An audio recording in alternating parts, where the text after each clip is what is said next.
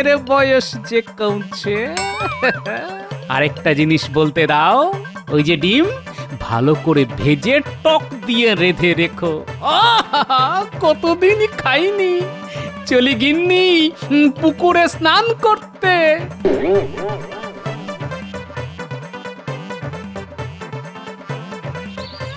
এই আয়োজন সম্পূর্ণ নতুন মন্ত্রী। বর্ধমান থেকে খুব ভালো পাচক এনেছি, আমার বাড়িতেই রান্না হবে। হ্যাঁ, গোপালকে টেক্কা দিতে হবে কিন্তু। গোপাল আমার কাছে হেরে গেছে। ও কি জলখাবার খাওয়াবে কে জানে। মধ্যাহ্ন ভোজন যাতে ভালো হয়। ভাবুন ভাবুন।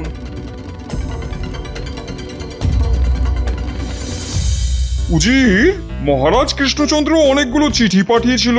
হ্যাঁ হ্যাঁ জাহাপনা, অনুদানের জন্য আবেদন করেছিল। হ্যাঁ, গত বছর খরাতে কৃষ্ণনগর খুব ক্ষতিগ্রস্ত হয়েছিল। কৃষ্ণচন্দ্রকে এত্তেলা পাঠাও, আমি কৃষ্ণনগরে গিয়ে দুদিন থাকবো, আর ওখানে বসেই আমি অনুদানের অর্থ প্রদান করব। জো হুকুম জাহাপনা, আমি এখনই খবর পাঠাচ্ছি।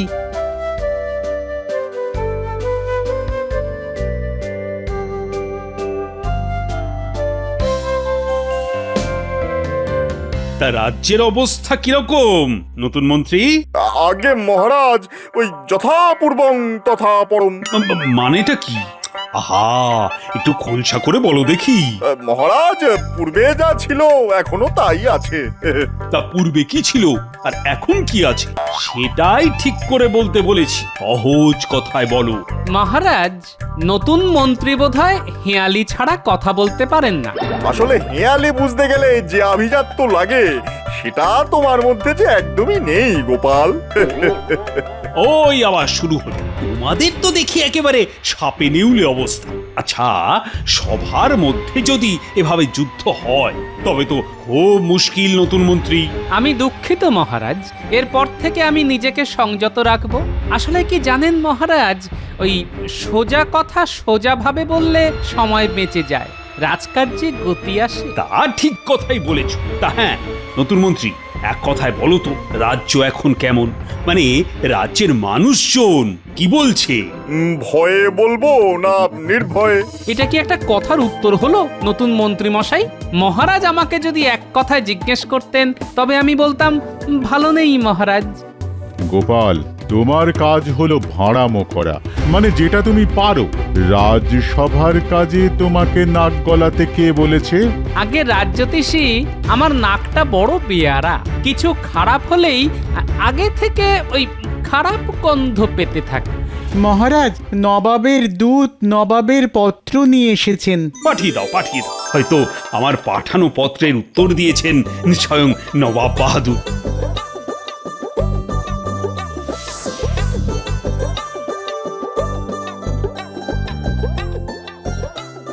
মহারাজের জয় হোক। বলো বলো, কি সংবাদ? এই নিন নবাব বাহাদুরের ইত্তেলা।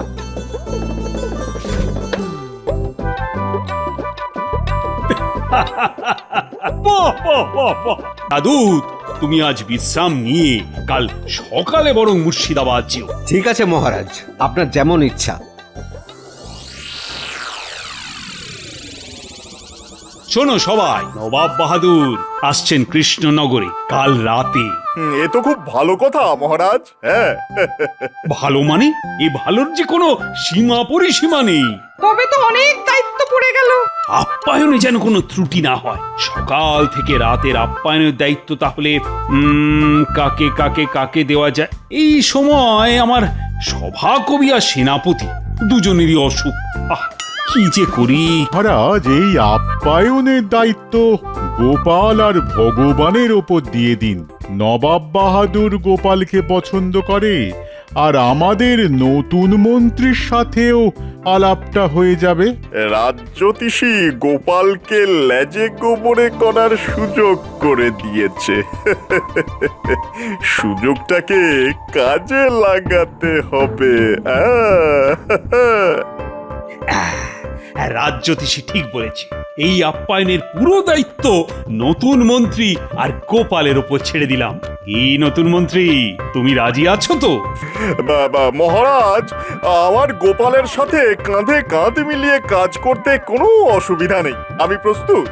গোপালের মতো বিচক্ষণ বন্ধুকে যদি কাজে পাই তাহলে আমি ধন্য হব।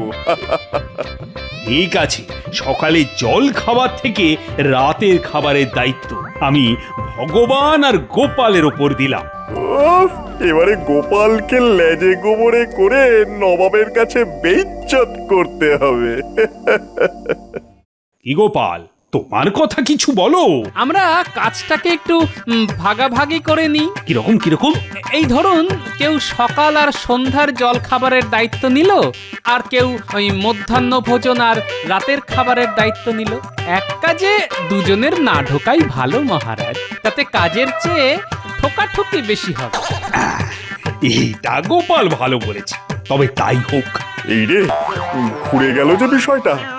না, মধ্যাহ্ন ভোজন আর রাতের খাবারের দায়িত্বটা আমার কাছেই রাখতে হবে। মহারাজ, আমি মধ্যাহ্ন ভোজন আর রাতের খাবারের দায়িত্বটা নিলাম। হ্যাঁ, এটাই আমি চেয়েছিলাম। বাহ বাহ বাহ, তাহলে তোমরা যে যার মতো আয়োজনে মেতে ওঠো। কোষাধ্যক্ষ তোমাদের হাতে অর্থ দিয়ে দিচ্ছে। মহারাজ, একটা নিবেদন আছে। বলছিলাম যে আমরা আমাদের মতো নবাবের আপ্যায়নের দায়িত্ব নিয়ে আগে নবাবকে খুশি করি। এখন আমাদের অর্থ সংকট চলছে। রাজার পাশে দাঁড়ানো রাজকর্মচারীর কর্তব্য। আপনি নবাবের কাছে অনুদান পেলে আমাদের দিয়ে দেবেন। কি নতুন মন্ত্রী মশাই, ঠিক বলিনি? সাধু সাধু, এই নতুন মন্ত্রী, তুমি কি বলো? ইস, প্রথম ধাক্কাটা বেশ জোরে দিল। আমিও ভগবান, হারবো না। হ্যাঁ, এবার মহারাজ, ওই গোপালের দূরদর্শিতার তুলনা নেই।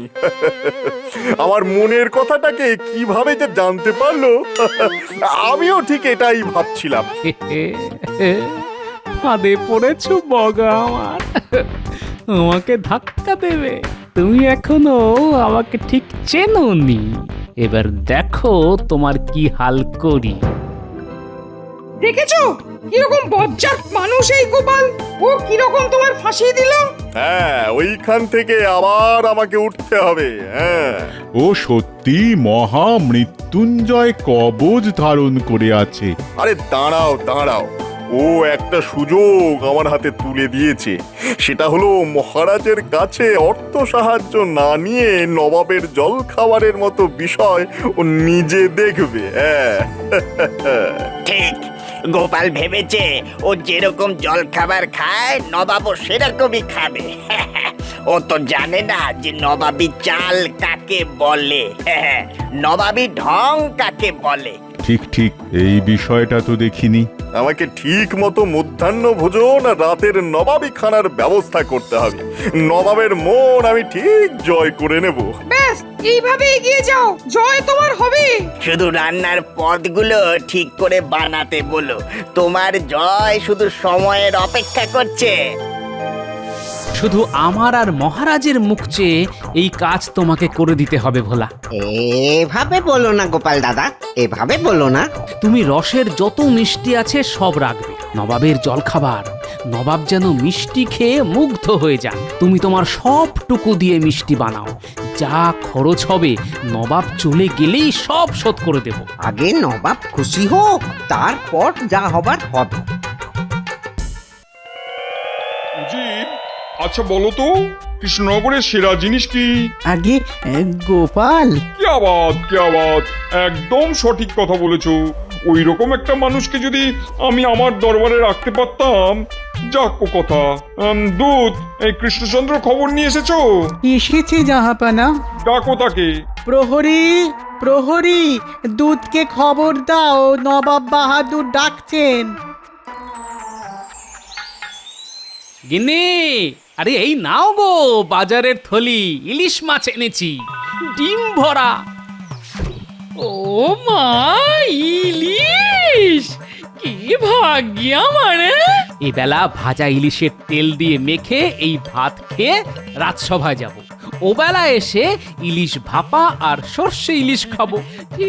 ঠিক আছে করে দেব, তবে পেটে সহ্য হবে তো? কেন কেন এই কথা বলছো কেন? না মানে মেঘে মেঘে যে বেলা হচ্ছে সে খবর আছে গো, এখন একটু জিভে লাগাম দাও। হ্যাঁ ওই ওই ওই বয়সের খোঁটা দিচ্ছ তো। একটা কথা বলি গিন্নি, বয়স বাড়াটা বয়সের ধর্ম। বয়স বাড়ুক, কিন্তু মনের বয়স যে কমছে। আরেকটা জিনিস বলতে দাও, ওই যে ডিম ভালো করে ভেজে টক দিয়ে রেঁধে রেখো। আহা, কতদিন খাইনি। চলি গিন্নি পুকুরে স্নান করতে।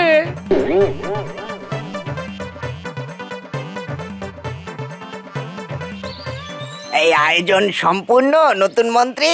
বর্ধমান থেকে খুব ভালো পাচক এনেছি, আমার বাড়িতেই রান্না হবে। হ্যাঁ, গোপালকে টেক্কা দিতে হবে কিন্তু। গোপাল আমার কাছে হেরে গেছে। ও কি জলখাবার খাওয়াবে কে জানে।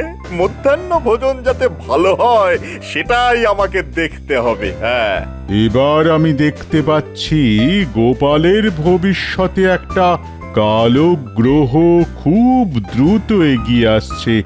আনন্দ করো সবাই। তা খাদ্য তালিকা কিছু করেছেন নাকি নতুন মন্ত্রী মশাই? হ্যাঁ, সব বাদশাহী খানা, নানা স্বাদের। নবাব বাহাদুর খুশি হতে বাধ্য একেবারে।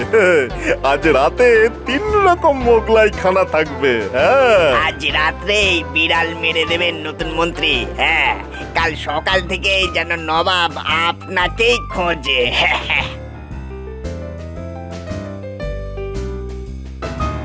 কি হে নতুন মন্ত্রী, আজ রাতের আয়োজন সব ঠিক আছে তো?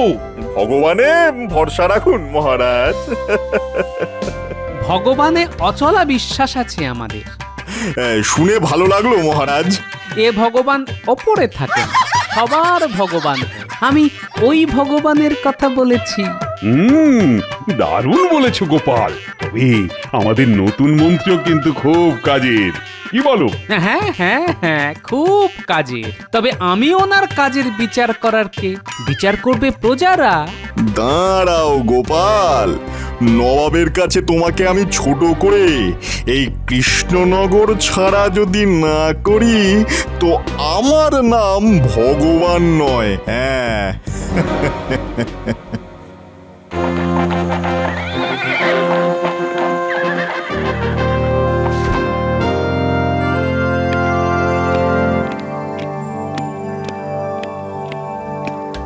তোমার সভাকবি কোথায় কৃষ্ণচন্দ্র? বিশ্রামে আছে নবাব বাহাদুর, খুবই অসুস্থ কিনা। আর কৃষ্ণনগরের শ্রেষ্ঠ রত্ন গোপাল কোথায়? এই যে নবাব বাহাদুর আপনার সেবায় হাজির। নবাব বাহাদুর এই আমার নতুন মন্ত্রী, নাম ভগবান। তাহলে তুমি ভগবানের ওপরে অনেক নির্ভরশীল। তা একরকম বলতে পারেন। নবাব বাহাদুর, আজ রাতের খাবার আমার দায়িত্বে, আপনাকে খুশি করবে আশা করি। আজ রাতে আর গুরুপাক কিছু খাবো না, হালকা ফুলকা কিছু হবে। হালকা ফুলকা হবে নবাব বাহাদুর, আপনি বিশ্রাম করুন, আমি আপনার হালকা ফুলকা খাবারের ব্যবস্থা করছি। ব্যাস মিটে গেল ঝামেলা। তাহলে প্রাসাদে চলুন, বিশ্রাম নিন এখন। চলো।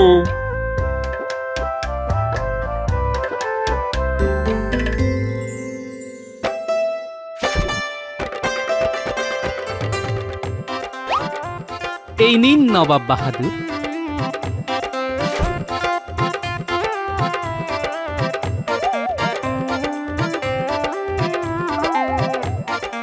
আহ, কি জিনিস এটা? এটাকে রসগোল্লা বলে। মুখে দিচ্ছি আর মিলিয়ে যাচ্ছে। রাতে আর কিছু খাবার রুচবে না কৃষ্ণচন্দ্র, মুখেই অমৃতর স্বাদ নিয়েই সুখ নিদ্রায় যাব। যা পাওয়া, তাহলে আমার অত আয়োজনের কি হবে? নবাব বাহাদুর, রাতে মুরগ মুসাল্লাম আছে, দো পেঁয়াজা আছে। হ্যাঁ, ও তো রোজই খাই।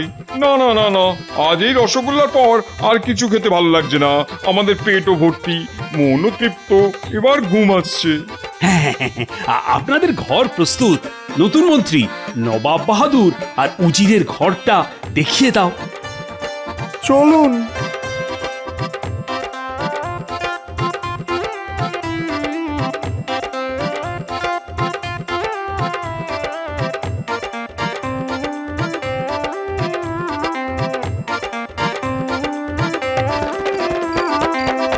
ভোলা, তোমার মিষ্টির তো খুব প্রশংসা করলেন নবাব বাহাদুর। হ্যাঁ, তোমার মুখে এইটা শুনবো বলেই তো বসে আছি গো গোপাল দাদা।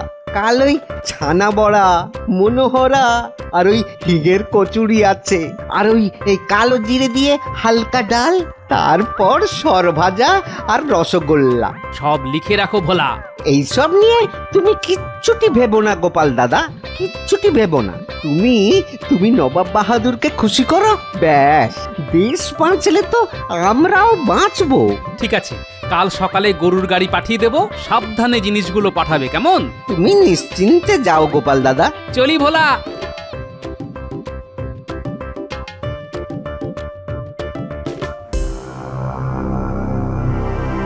কোথা থেকে কি হলো? এইরকম যে হতে পারে সেটা ভাবতেও পারিনি।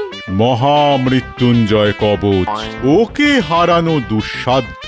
এই তো বললেন একটা কালো গ্রহ আসছে। দূর, আপনার গণনার উপর কোনো আস্থা নেই। না না, কাল সকালে সব ঠিক হয়ে যাবে। হ্যাঁ, তার আজকের খাবারগুলোর কি হবে? আমরা খেয়ে নি, খাবার নষ্ট করা উচিত নয়। ঘ্রাণে তো অর্ধেক পেট ভরেই গেছে, বাকিটা খেয়ে ভরাই। ও ভগবান, ভগবান রক্ষে করো, রক্ষে করো, রক্ষে করো।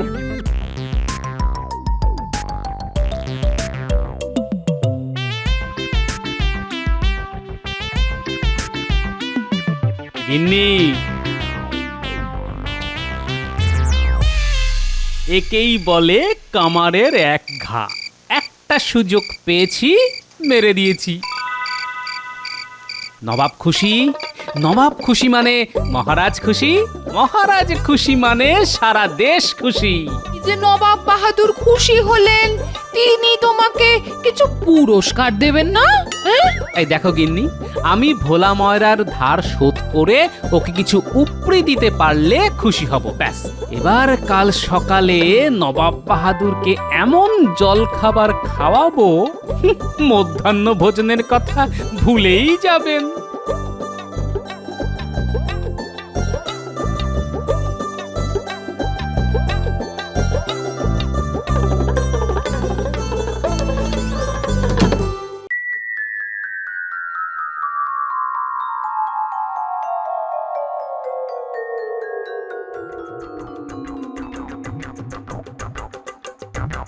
আহ, কি সুন্দর, কি স্বাদ, মুখে দিলেই মিলিয়ে যাচ্ছে। আজ সকালের খাবারটাও খুব বেশি হয়ে গেল। যা বলেছো উজির। এখনো শেষ হয়নি, রসগোল্লা আছে। রসগোল্লা? তাহলে এটা কি? এটা মনোহরা। কত মিষ্টি আছে, তবে রসগোল্লার তুলনা নেই।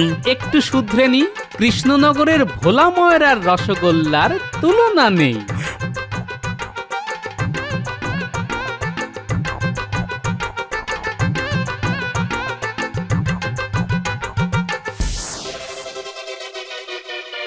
সব শেষ, আর কিচ্ছু হবে না। আমার ভুলে আমি হারলাম। ও আমাকে জল খাবারই মেরে দিল। নষ্ট হবে কেন, আমরা তো আছি। ভগবান, ভগবান। গোপাল, তুমি তো নবাবকে একেবারে তোমার ঝোলায় পুরে নিয়েছো। শোনো সবাই, নবাব বাহাদুর আমার আর্জি মেনে নিয়েছেন, উনি অনুদান দিয়ে দিয়েছেন। রাজকোষ এখন পূর্ণ, আর পুনর্বাসন দিয়ে দেব চাষিদের। গোপাল, তোমার জল খাবারের জন্য ভোলার কাছে যা যা ধার আছে তা মিটিয়ে দাও। কোষাধ্যক্ষ, বলুন মহারাজ, বলুন। তুমি গোপালের হাতে 500 স্বর্ণ মুদ্রা দিয়ে দাও। মহারাজ, রাজকোষের অর্থ রাজকোষেই থাকুক। নবাব বাহাদুর যদি খুশি হয়ে কিছু দেন, সেখান থেকে আমি ভোলার ধার মিটিয়ে দেব। উফ, কি কুচুটে বুদ্ধি, আবার মারলো। খুব শিক্ষা হলো আবার।